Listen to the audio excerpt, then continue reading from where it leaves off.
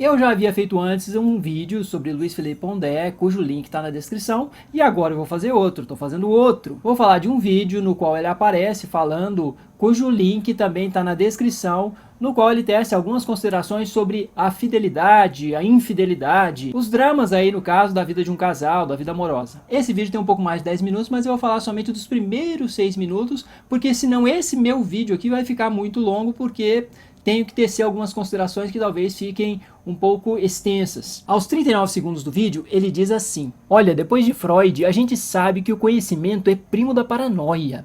A diferença entre o paranoico e a pessoa que gosta de pensar e o conhecimento é que o conhecimento tem limite e a paranoia não tem. Essa é a diferença. Você começa a estabelecer relações e mais relações e relações. Ele está falando nesse trecho do vídeo sobre o que ele está chamando de paranoia, se referindo à dificuldade que é de fato se manter fiel em um relacionamento amoroso e o quanto nós podemos ceder ao que ele chama de paranoia em relação à fidelidade de nossos parceiros. Compreendi perfeitamente o que ele está tentando dizer. Ele está tentando dizer que o esforço para ser fiel é muito grande e obviamente nunca sabemos por completo se a outra pessoa está fazendo a mesma coisa, se ela também está se esforçando, se ela também está sendo fiel. E ele também está querendo dizer que não podemos ceder nunca às nossas paranoias porque elas simplesmente não têm fim. Vou ressaltar aqui já li muita coisa que Pondé escreveu, principalmente seus artigos para a Folha de São Paulo, desde que ele começou, e que no início eu até gostava, achava interessante, mas depois fui percebendo que ele, em muitos de seus artigos, simplesmente nem mesmo argumenta, ele somente faz uso de algumas figuras de linguagem,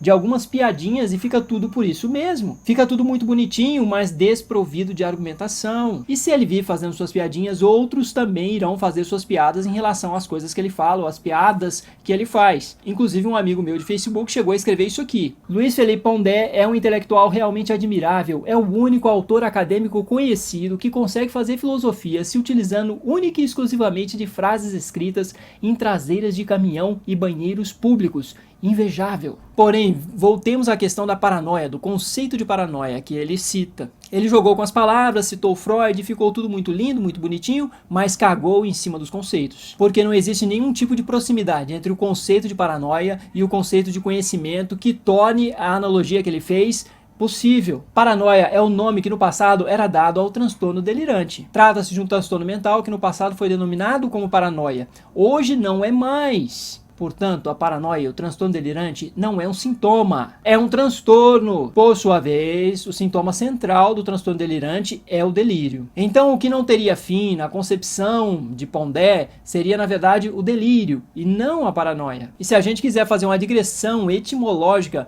vamos perceber que a paranoia vem do grego, sendo que o prefixo para se refere ao lado, do lado ao lado, e noia se refere a nós, que se refere à mente, que significa mente, do lado da mente, em paralelo à mente. Desse modo, até mesmo em função da própria etimologia da palavra, muitos autores acabavam por se referir à paranoia como uma espécie de inteligência paralela. Então, desse modo, ela seria uma espécie de prima da inteligência e não do conhecimento. Então, portanto, o transtorno delirante seria uma forma de psicose em que a perda do juízo de realidade se daria por meio de delírios que possuem um grau de estruturação maior do que é geralmente observado na esquizofrenia, por exemplo. Os paranoicos então têm um poder maior de convencer e arregimentar mais pessoas para seus delírios. Daí o fato até de muitos levantarem a hipótese de que Hitler, por exemplo, era paranoico, Jim Jones e vários outros que conduziram multidões à loucura, de certo modo. Então, os delírios dos paranoicos são mais convincentes, mais estruturados. E Freud, inclusive, chegou a fazer uma analogia de funcionamento da paranoia com grandes sistemas filosóficos, que é aquela coisa de encontrar explicação para tudo, razão para tudo, e de alguma forma ir juntando os pontos e estabelecendo, como ele disse, relações, mais relações, mais relações. Mas isso não é simplesmente a questão da paranoia, que é um transtorno como um todo, mas isso é questão dos delírios. Os delírios estruturados é que fazem isso, são sintomas que fazem isso, porque a paranoia é um transtorno, ela não é um sintoma, como eu já disse. Então, de certo modo, e finalizando, podemos entender que uma estruturação paranoica demanda inteligência. A partir dos 3 minutos e 30 segundos, Pondé entra novamente para fazer uma piadinha com os veganos ou quaisquer pessoas que estejam preocupadas com o sofrimento dos animais dos quais nos alimentamos. E a piadinha dele se dá em relação às formas de criação e abate desses animais. Ele diz que uma amiga sua tem um restaurante no qual são servidas galinhas felizes, que foram criadas livres, leves, soltas e que foram felizes a vida toda, e depois ele diz assim, e depois você vai lá e mata essas galinhas de uma forma humana. E ele diz assim, eu acho isso tudo uma palhaçada, vacas felizes que morrem de forma humanizada, é melhor ser logo vegetariano, vai comer rúcula logo, vai ficar fraquinho, assim. Novamente ele tenta ser engraçado e talvez até seja um pouco engraçadinho, mas não há qualquer argumento aí que seja consistente e que de fato compreenda os argumentos bioéticos relacionados à ingestão excessiva de carne por alguns segmentos da nossa sociedade nos dias atuais. Ele muito rapidamente faz suas piadinhas, todo mundo dá suas risadas e alguns acabam até mesmo se alinhando sem nem mesmo conhecerem os argumentos que estão por detrás dessas questões. Ele parece desconhecer completamente como as aves das quais nos alimentamos estão sendo criadas. Um frango para chegar até nosso prato tem uma vida indecentemente repleta de sofrimento. Um frango nasce e cresce dentro de um cubículo com seu bico cortado, porque nesse cubículo ele obviamente iria brigar até a morte com o frango que está do seu lado, devido ao espaço ridiculamente pequeno que eles dividem. Imagine se você tivesse de nascer e crescer sentado em um banco de ônibus ou em pé numa lotação, se isso fosse toda a sua vida, toda a sua existência se resumisse a isso. Imagine, e sem nunca ter tido contato com ar puro ou com luz solar, longe de seu ambiente natural de crescimento e de desenvolvimento. Imagine, fora o fato de que Pondé também não sabe da existência de métodos mais ou menos sofridos de abate, de que é possível sim abater um animal de forma menos sofrida. Me desculpe, mas esse tipo de fala somente denuncia que Pondé é um completo ignorante em termos de bioética. E pior de tudo, não tem um mínimo de humildade, é um ignorante arrogante. Depois ele se utiliza de um relativismo boboca para dizer que está se utilizando desse relativismo com a intenção de simplesmente ser empático com alguém que está sendo infiel. Ele fala de uma situação que costuma ocorrer com uma certa frequência. Fala de homens que por volta de seus 50 anos de idade, depois de mais ou menos 30 anos de casamento, costumam abandonar suas mulheres por meninas com seus 20 e poucos anos de idade. Aí ele diz assim, aí você vai dizer o quê? Você vai dizer que tem direito?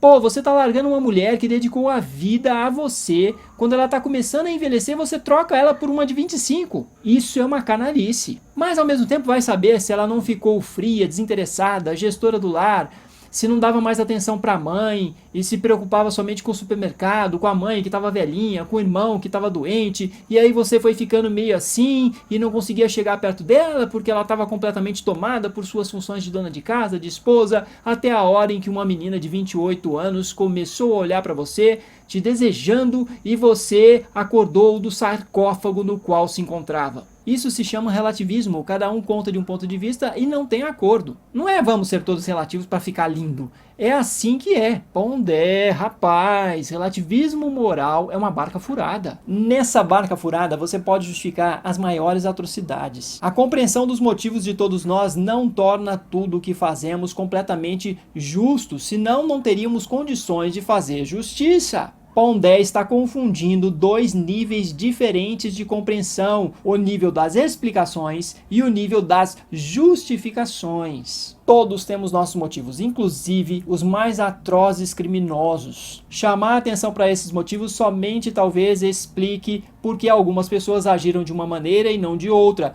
mas não torna essas ações criminosas justas. Explica, mas não justifica. Se duas pessoas combinam que serão fiéis no campo amoroso ou sexual, e se esse acordo é quebrado por uma delas, ela foi infiel e não há justificativa. Seus motivos pessoais explicam seus atos, mas não os torna justos. Como eu já disse, relativismo moral é furada. Se, por exemplo, um adolescente está torturando um animal de estimação, afogando esse animal num tanque, chamar a atenção para seus motivos, para o fato de que ele foi possivelmente muito abusado quando criança, isso não transforma esse comportamento desse adolescente em algo moralmente justificável, aceitável. Ele está fazendo mal a esse animal e ponto final. Explica, mas não justifica. Não vamos confundir as ordens, a ordem das explicações com a ordem das justificações, sejam elas morais ou judiciais. É isso, meus amigos, por hoje é isso. Se você gostou do vídeo, clique em gostei, compartilhe nas redes sociais, se inscreva no canal. Obrigado e até a próxima.